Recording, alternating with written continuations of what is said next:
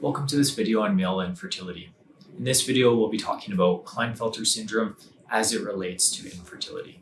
My name is Dr. Ryan Flanagan. I'm a urologist and microsurgeon trained in male reproduction. So Klinefelter Syndrome includes individuals with at least one additional X chromosome. Most classically, this is termed 47XXY compared to a typical male chromosome count of a 46XY. This occurs in about 1 in 600 men. Associated features can be quite variable. However, most have some degree of testicular dysfunction. Some might have lower levels of testosterone production, and most unfortunately experience reduced fertility.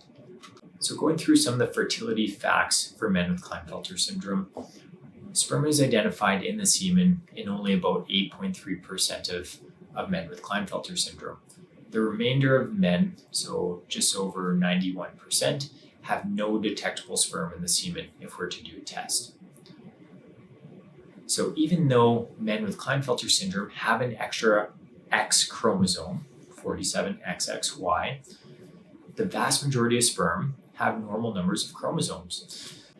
So if we dig down on this, the rates of abnormal chromosome numbers, which we call aneuploidy, in sperm are only slightly higher with men with Klinefelter syndrome compared to the general population.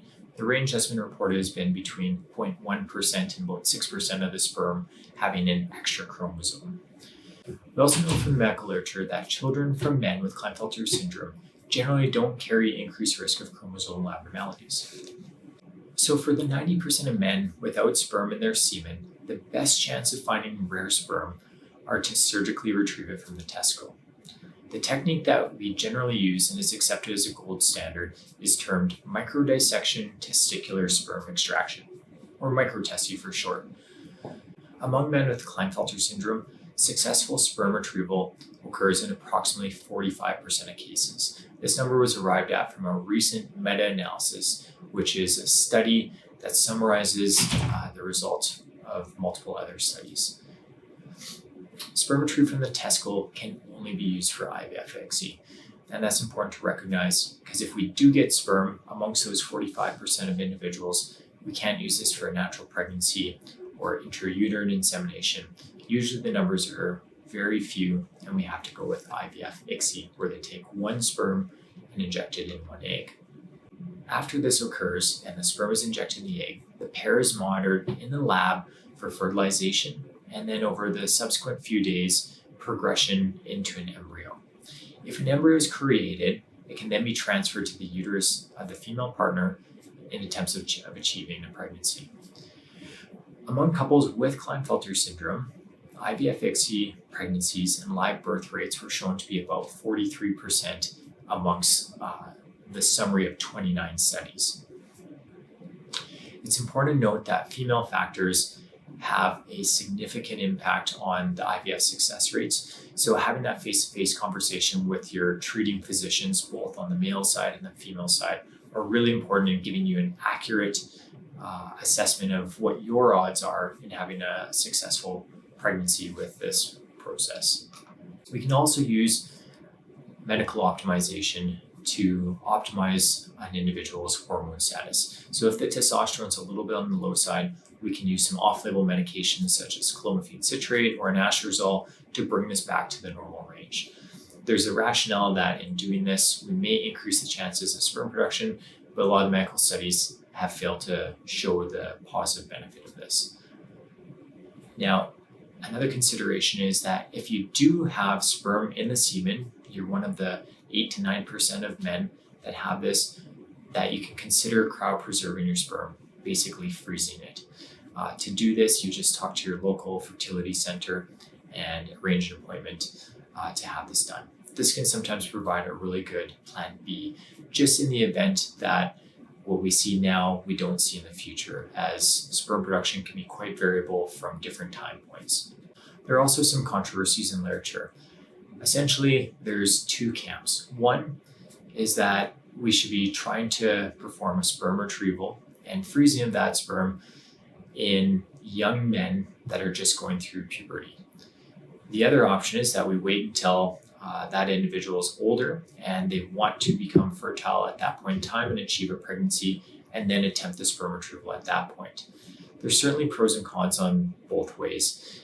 Some of the pros in considering the early sperm retrieval is that there's some scientific literature to suggest that the number of stem cells that can become sperm drop quite rapidly immediately after puberty and perhaps continue to drop later in life. On the other side of the story, in people supporting the idea that we should only attempt sperm retrieval at the time of desired fertility, would reflect on the literature that says there's actually no difference in the success rates in retrieving sperm in younger individuals or older individuals with Klinefelter syndrome, and therefore it might not make a difference. This conversation is really important to have with your treating physician, and if you don't have a treating physician, to get a referral to a male fertility expert to have this conversation with you and determine what's the best decision for you in your scenario. So we spoke about a lot of different factors related to fertility and Klinefelter syndrome, but what are some of the big picture ticket items on the fertility outcomes?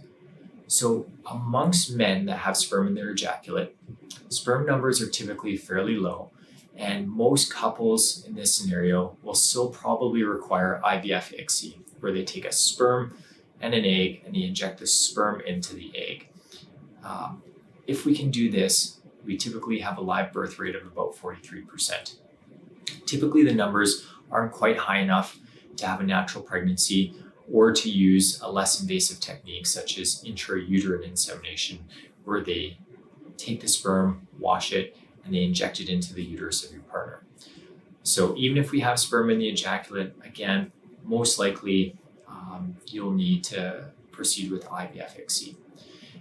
Now, if we're looking at the men that don't have any identifiable sperm in the ejaculate, we're going to have to try to attempt to achieve sperm retrieval if we want to try to use your own sperm.